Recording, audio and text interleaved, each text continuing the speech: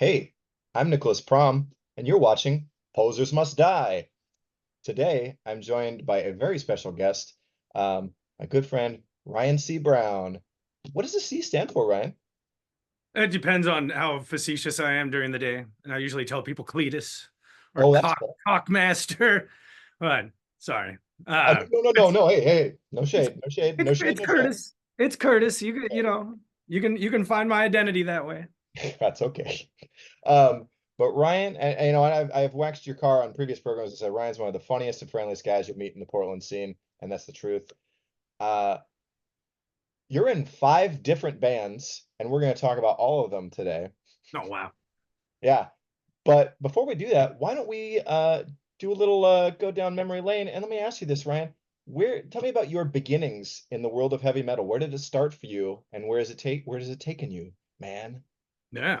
It probably all started in like middle school, where I think a lot of us get into it, like seventh and eighth grade. There in the mid '90s. Oof, yeah, it was a rough time. Yeah, yeah. That's so it started with what was on the radio, like Smashing Pumpkins and Bush to impress the ladies, and Okay.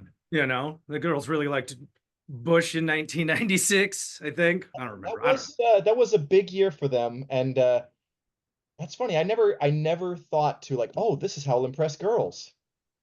I didn't listen to it for myself, that's for sure. Well, But okay, there's a couple things, like there was some cool guitar work in there, and that started getting me going. And then like Marilyn Manson hit the radio, and I thought that was pretty cool.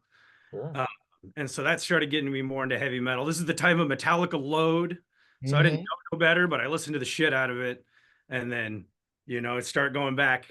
Yeah. Uh, and I heard Master of Puppets, and that was the first like, whoa, this is cool stuff. And I saw the Cliff 'Em All live video, and that's when I decided that I wanted to become a heavy metal musician because I thought those dudes looked so cool.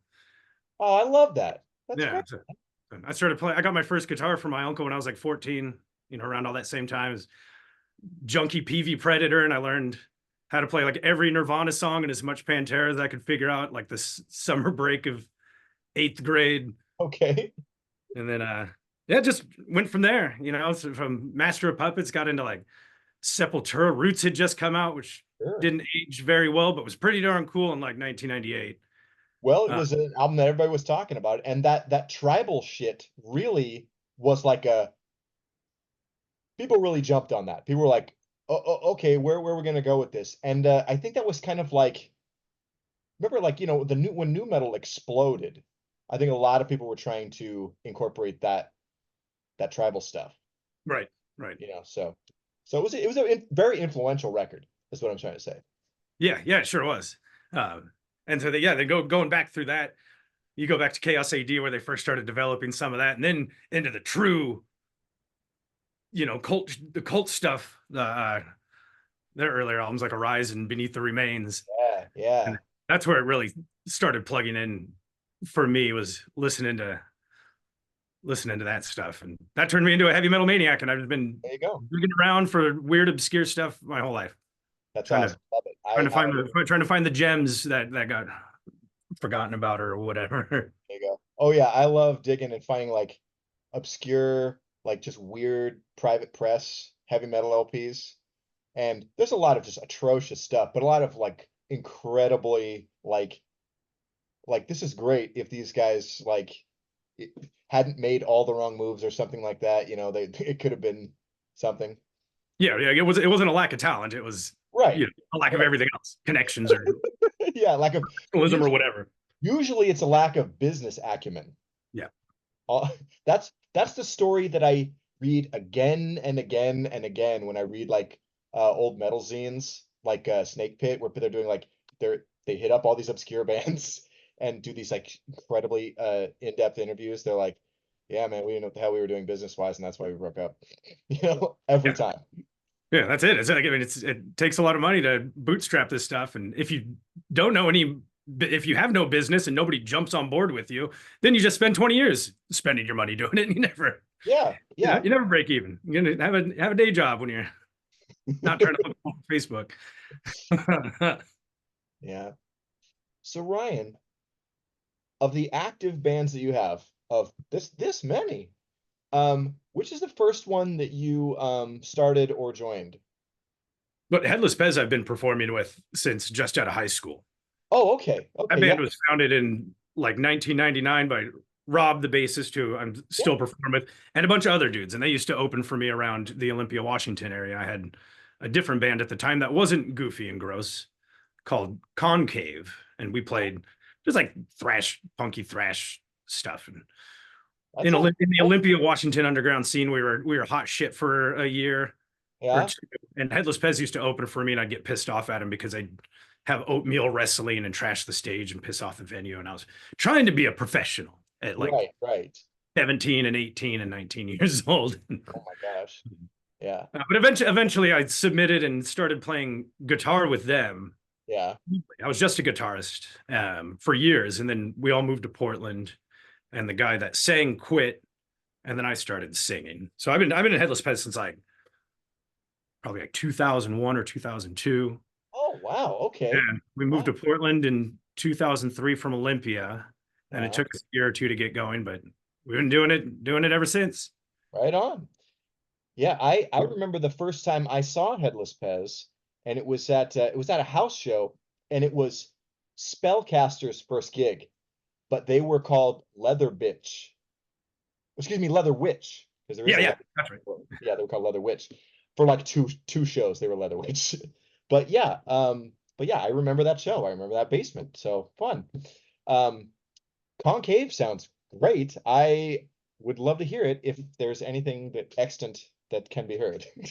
There's somebody with CDs out there. I don't have. I in a fit of mental health and not liking myself destroyed those long time ago, which Okay. I would never do again. But you know, we're all a little dramatic in our 20s, right?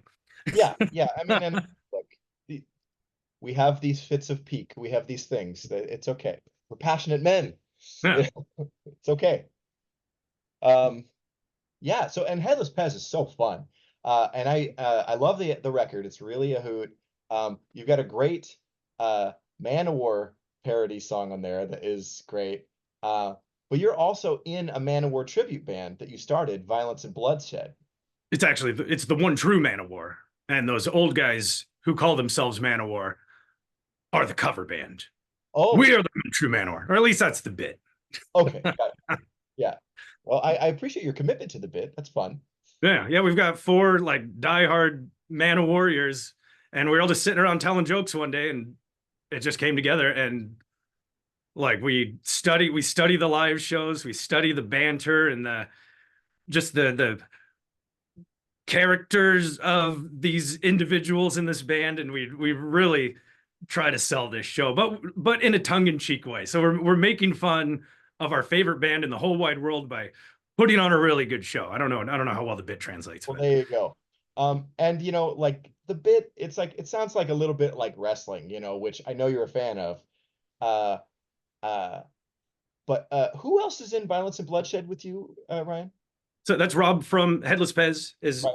Joey DeMaio, Alex Ponder from Leather Bitch, who Okay. also was playing Headless Pez a long time ago. He's playing guitar, and then on drums is Alex Noche from Memorialist. Used to be in Quag Keep and a couple other bands. And he's the vocalist in Memorialist, right? He's a vocalist now. He used to drum and sing, but they Oh, eventually, after the first album, they got Scott DeRosa. You might oh, remember from Tanagra back in the day. oh, man, I Killer, forgot about killer Tanaka. drummer. Man. Yeah, they got him. He's a killer drummer. Right on. Yeah. I enjoyed Memorialist when I saw them recently. That was really a lot of fun. Uh, okay, and then we've got who? Okay, so that's two. That's two. That's my main act in a cover band. Right. Okay, so how did you get involved with Green Jello? Okay, yeah. I've been in Green Jello since 2014. Okay. Uh, in 2012, Bill Manspeaker, who's the main guy behind Green Jello, like the only Oh, name behind the band, really. okay. He A had regular, started. What's that? a regular Dave Brocky. Not really at all. No. R.I.P. Dave Brocky. But so he started doing fly-in dates in like 2012, and Headless Pez booked him just because Oh, we were big Green Jello fans. We loved him growing up. It's one of the reasons we started our band. There's I have camcorder footage of Headless Pez performing Three Little Pigs at a high school talent show. Oh, When we had the wow. chance to book Bill and open for him, we totally took it. He'd gotten out of doing live music for a long time. He'd been running um, a rave club in LA. It's called Qtopia or something like that. He'd been doing that for a long time. It was a big, super famous rave club. But he eventually got sick of that, and they shut it down. And he um, went back on the road, started putting couch cushions on his head and acting like an idiot for hundreds of dollars a night. And we were some of the first people to book him. And he showed up when he first started doing those tours. He was creating bands of fans. And so you're like, oh, I got a band. I can learn, 10 Green Jello songs. And then he just have the worst backup band ever who didn't rehearse. Oh, He would just fly in and four random guys would pick him up at the airport and be his band for the weekend. that's brilliant. That's the Chuck Berry model. And it's a Yeah. really an old country music kind of thing. You're like, okay, it's like almost like your rider. Like you're like, okay, we're gonna play at the bowling alley or your club or whatever. Okay, well, your backing band better know my shit because I'm gonna show up with my guitar. Right. Right. And that's how Chuck Berry rolled. He had people pay him in cash. Like even in his 60s, he was pulling that stuff still. It's wild. And I love that. It's really smart. So he's franchised Green Jello, and then when there's a gig, he just shows up and plays with the band. Yeah, that's exactly right. Like he's got bands all over the country now after doing this for all these years. And then when he has like big gigs, like playing big festivals or whatever, Yeah. then he kind of has his pick of like who he knows are the pros and who are going to be able to deliver and make them look good on a big national stage. But then also like when it's a Thursday night in Backwoods, Tennessee, like everybody gets a shot at being a rock star. So it's kind of a That is cool. cool. So in that first time in 2012, we just opened for him. He had some other guys from Idaho back him up, and then he was coming back through like a year later. Or must have, it was April of 2024. It was right after Dave Brocky died. And he was coming through for another tour, and the Idaho guys couldn't make it. Like, remember that band Headless Pez? They love you. Hit them up. They'll learn everything. And we were stoked, and we Yeah. didn't. So we've been playing with them ever since. That first show was a Dave Brocky memorial show. It was like a week after he croaked or something. Him and Bill Manspeaker used to be dear friends. Wow. So we had like an odorous Youngus impersonator and Oh, played wow. Gore songs and had a big sad time for our first Green Jello show. And Oh, man. since then, I've just been following this stoned old guy around, and he's taken me all over the world. I've played Sweden Rock Fest. I've played the Las Vegas Strip, like toured Europe, gone all over the place, gone to Mexico, all That's kinds of shit. incredible, man. That was gonna be my next question. Have you gotten to go and do some of these big gigs? But great answer. That's awesome, man. Yeah, all for because because we were in love with a shitty band from the 90s. It's like I remember every 90s kids remembers Three Little Pigs. If they don't, they're a fucking liar. Okay. And like, it's an iconic time or a thing from that time. And I think that's so cool that you get to be involved in that, man. Love Yeah, that. so if you're between 35 and 45 and you smoke weed, then you know what band I'm in. Yeah. And I got a 1 in 5 chance of getting that guess right. So, oh my gosh, that's incredible, man. Um, Full Metal Jackson, Quentin, we love him. What a great guy. Did you approach him or did he approach you about getting involved in the group? He pulled me in. Okay, So okay. Quentin and I have been working together. Just him as my voice instructor and voice coach That's for great. going on like 5 years now. Yeah, I was doing one of those first big Green Jello tours, and I knew that I was going to blow my voice out after 3 days because yeah. I can't not scream. And so I just Sure. went to Quentin. I was like, I can't not blow my voice out. I had like 11 shows in 13 days or something. We had like barely any time off. Yeah, And so we started, and I went through and I did all that, and I didn't blow my voice out. It was sick. And I ended up falling in love with voice, and we've just been hammering it ever since. nice. Uh, but as part of that, so he wanted me to just be a guest for one song for The Way You Make Me Feel, Yeah. which is The Way So, You Make Me Feel, done in the style of Van Halen. I've always kind of had this David Lee Roth impersonator character that started from Green Jello. It's okay. people used to call me Joe Dirt, and I didn't like it, and so then I built a character around it and embraced it. Well, And there so you it's Joe go. Dirt Roth is the character. And No Dirt Lee Roth. That's so fun. And folks who haven't seen Full Metal Jackson live are missing out because you come out and it's really a hoot. It's really fantastic. Um, and I think because you have, is it 3 or 4 songs that you have in the set with Right you? now, so yeah, it started as a guest thing, and people liked me enough, and I got along with the crew well enough that they pulled me in on more and more. So now, yeah, we do. I've got 4 numbers Nice, now, and three nice. of them that I sing and one of them on guitar, and we'll see what comes next. Yeah. And okay, so having seen Full Metal Jackson a couple times recently, I gotta say, and this most recent one being a headlining set, so we get to have, more songs. Yay. I love the the juxtaposition, not that's not quite the word I'm looking for, but like um it's great kind of like alternating vocalists a little bit. It kind of makes the show have kind of like more peaks and valleys. And I thought that was really neat. And because what this band does is kind of interpreting these songs through these different styles, that's a great kind of way to uh like it's like watching a set of a band that's playing a mixtape from Right. all this different stuff. And again, having different vocalists too, I think that makes that even better. Yeah, it's cool because we can switch duties. Like I'll Yeah, come in and grab a guitar, and then Quentin can drop guitar, and then he can sing different stuff because he doesn't have to play guitar, and he yeah, can like engage with the crowd differently. So being able to, and hopefully we're going to do more of that, is just kind of swapping instruments around and putting people in different roles to do exactly that, is to kind of keep that mixtape feel going, and let people's talents shine in different places. yeah. And I think like that flexibility and there's a different word I can't find right now, but like I think that's so cool. Just keep it kind of like it's fresh, you know? So yeah, I dig it, man. Um, It's fun. Portland's been digging these shows, man. I didn't realize the metal scene was going to pop so hard for a Michael Jackson cover band, but they're loving it. but look, because here's the thing: Portland is not only metal, but also hipster, and so an ironic or like a unique kind of a twist on the cover band or tribute band thing, people are going to eat that up, and they are clearly. I mean, uh, both times I've seen FMJ, very enthusiastic crowds. People are really into it. People are having a blast, and that's great, and I love that for you guys. Nice. Yeah. Oh man. Um, you have a new band people haven't heard yet, a new band I don't know anything about. Can you tell me about this new project? I didn't ask the other guys, but they can yell at me later. I don't think it's a secret.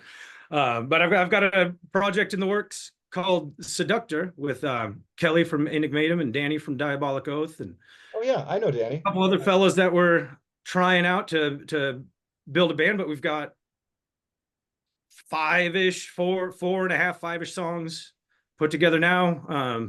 Just driving it towards having a set hopefully by the end of the year, and we can come out and show you all what we're trying to do. But I'm gonna be off the guitar, 100% singer, pointing. It'll be awesome. Nice. I'm really So excited for the stuff we're doing. It's totally different from anything I've ever done, and it's super challenging material. But it's a bunch of death metal guys who got sick of doing death, and so we're starting a power metal band. oh wow. Okay, okay. Well, I gotta say the traditional and power metal uh scene in Portland, pretty healthy. There's a lot or a very decent amount of bands. It's like there's tons of there's quite a bit of that, ton of death metal, and then like a little bit of speed and thrash metal in our scene. Not that much, which I hope will change. But I do have a lot of fun at these traditional slash power metal shows too. So yeah. So and I'm looking forward to seeing this. That sounds great, man. Yeah, should be pretty cool. Yeah. Well, Ryan, do you have any questions for me? I didn't think of any. Oh, I am just teasing. We could just gaze lovingly into each other's eyes if you want, or just go, I don't know. You're the interviewer. I know, and I thought, oh, I can I'll be able to like cheat on this one because Ryan's gonna have lots of things to say being in five bands. Gee, I should have had a couple drinks before I got on here. Then I would have fucking babbled all day. Oh, I know it. So, okay, I was working. I was working all day. I've been on good behavior. okay. So, because you have the David Lee Roth character, okay. There's Roth faction, Van Halen fans. There's Hagar faction, Van Halen fans. Do you think that Gary Sharon faction Hagar fans exist? That guy got the short end of the stick. If they would have called the band anything else, people would have loved that album. But instead, we just pretend it doesn't exist. Extreme Halen. Yeah. Halen. It was the 90s. Halen Extreme. Yeah, there it is. But yeah, that was the thing. It's so funny though, because it's like the guy, because I remember watching footage of him in that era, and he had moves like Dave, and he sounded quite a bit like Sammy, in the way he sang. So it was just kind of funny. Like, okay, I see what you're doing here, guys. I don't think people are gonna fall for it, and they didn't. Yeah, that didn't work out very well. Yeah. Yeah. Now I gotta go listen to that album again. I haven't listened to it since it came out. Uh, you know, me too, I think. I don't remember it being awful or anything, but like, but I love Sammy Hagar, but the Hagar albums after 5150, they get like kind of longer and boringer and a little more like off in the weeds. And I think that Van Halen 3 is sort of like the culmination of that kind of songwriting from that band. What do you think? Yeah, like the big pop oriented pretty stuff. No cocaine. There's zero cocaine on that album. Where's the cocaine? Yeah. Yeah, I like my Van Halen with lots of cocaine and lots of tights. Yeah. I've kind of joked like the two Van Halens, because no one cares about the third Van Halen, let's be honest. But the two Van Halens is like the Roth era Van Halen is like the I want to fuck some groupies, boozdy bop, okay? And then the Hagar era is like a little slightly more emotionally mature. It's like, oh, I can't wait to get home and maybe I'll get to make love to my wife. You know, like I feel like there's some tenderness in that Hagar Van Halen that's not present with Dave. But different songs, different songwriting, more synthy, What is it with the Eddie and guitars and synth? Yeah. And it's happening to me. Yeah, that's cool. So here's a great segue. How many instruments do you play, Ryan? I'm mostly a guitarist and a singer, but I've been stretching out a little more. So I've been learning a little bit on the keys and learning a little bit on the drums. I don't do either of them well, but it doesn't stop me from trying. Right. And with digital software, you can quantize anything. But also, even knowing like having a rudimentary ability on some other instruments other than your main ones, that still broadens your musical vocabulary of what you can tap into and utilize like in composition and theory, correct? Yeah, 100%. Yeah. It's all the same, the same concepts, but like it's all laid down differently. It's different coordinations.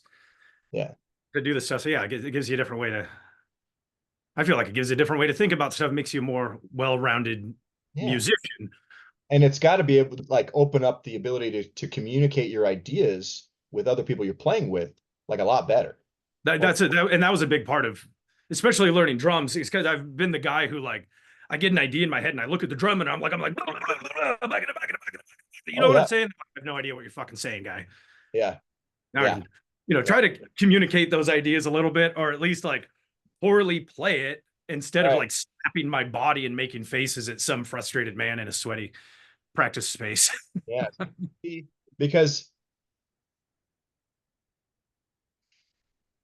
there's a thing. This kind of helps you overcome the thing that I experience daily. I know that when I'm playing air guitar or air drums, the moves I make do not correspond to actual like notes that we would want, or especially the things that I'm grooving along to. And I just have to live with that, Ryan. It's something I have to live with every day. Mention the air guitar competitions that they hold at Dante's every year. Oh, I've never done that. That's fun. That's cool. I love air guitar. I have been incorporating more Eddie Van Halen finger taps into my air guitar lately, especially at live shows, of Go course. start doing the double-handed tapping, I don't know like how to do that. the That second punch overhand shit. tap? You know what I'm talking about? That one where they go That's like over the Dave neck? Yeah, Schenkel. that stuff. I I love that shit. Is that showing off or is that literally doing a different thing when people do that? think I think it's showing off. It's 10 times harder. It's just showing off. Okay, okay. Because I don't know. I'm like, But it looks sick when you go. but like, I know a little bit of theory, but like gear wise, I'm like, dude, I can't talk that. I can ask musicians, oh, tell me about your rig. Very interesting. But I'm like, I don't know anything. I'm not a gear person at all either. Oh, really? Okay, then I won't ask you about your rig. Uh, Yeah, I just plug into a Marshall and put a tube screamer in front of it, and that's about it. I threw delay in there when I started doing shred stuff just to cover up my shitty sweeps, but that's about it. That's okay. Oh, I'm that, sure your sweep's not that shitty, buddy. everybody's sweeps are shitty. That's why we all have tons of delay on our rigs. Okay. Um, when you're do you have like a vocal warm-up routine or anything you do like pre and any like pre-game or post-game like stuff to take care of your voice, anything like that? I do. I warm up a Yeah, lot, yeah. depending on what I'm doing. But yeah, it usually starts at the beginning of the day. The first hour of the day, I take it easy. I wake up tired and full of goo. It takes a while for your vocal folds to warm up. Like Oh, a night shower, and like get your muscles relaxed and yeah. warm up in the shower and warm up The throughout steam the day. helps. It does for me at least. I'm an allergy nerd. It doesn't matter how many drugs I put in myself. I always wake up trashed. So Um, hot shower. Uh, don't smoke drugs. Find other ways to do them. That helps. Next time I see you, let's sing Trashed by Black Sabbath together. There was no tequila. I don't have it like memorized. It's been a minute, but if I uh, can't get the Manowar band together this year, I'm going to try to throw together a not Ozzy or Dio Black Sabbath cover band. So it's all going to be Ian Gillan, fucking Tony Martin, fucking Tony and Glenn the Hughes, fucking Deep Purple Glenn, guy, Glenn Hughes. Glenn Hughes. That's it. I saw Glenn Hughes perform at Ronnie James Dio's funeral. No way. That sounds awesome. Yes way. Yeah. Yeah.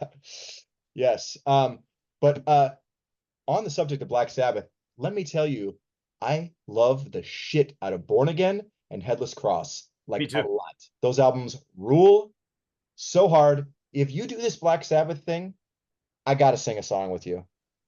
Oh yeah. Yeah, I think like 5 people will care. Well, I don't know that Anno Domini box set came out. Everybody loves Tony Martin. I've been screaming And they about Tony should. Martin my whole goddamn life, and now everybody's on board. I'm so happy because that I, guy I'm really got the glad short people are finally attention. coming around to him because uh the guy's got a great voice. Uh and and yeah, those albums are all really good heavy metal records, and they shouldn't be just kind of like overlooked because Ozzy's not on them. Like I And so yeah, there's so much good music there. It's finally getting its due. And like now, like Forbidden is listenable, which is really cool. I yeah, never I never totally hated that album, but there's some pretty corny parts to it that yeah. I mean, like Forbidden is not great, yeah.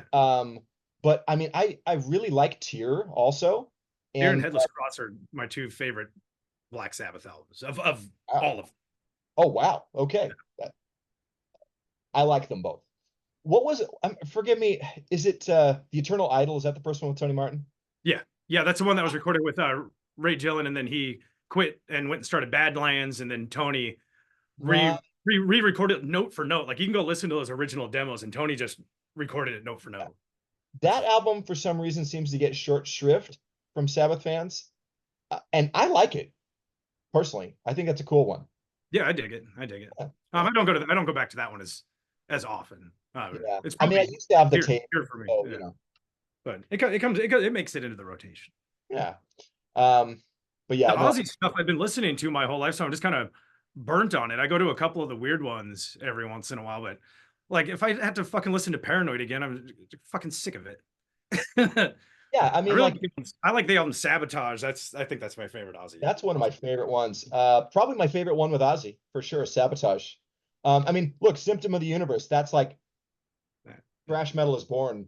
Hole in the Sky and Megalomaniac. There's a bunch of really weird, cool songs on there. That album is awesome. I love that one. Love it. And I got it for like I got the vinyl for like 50 cents.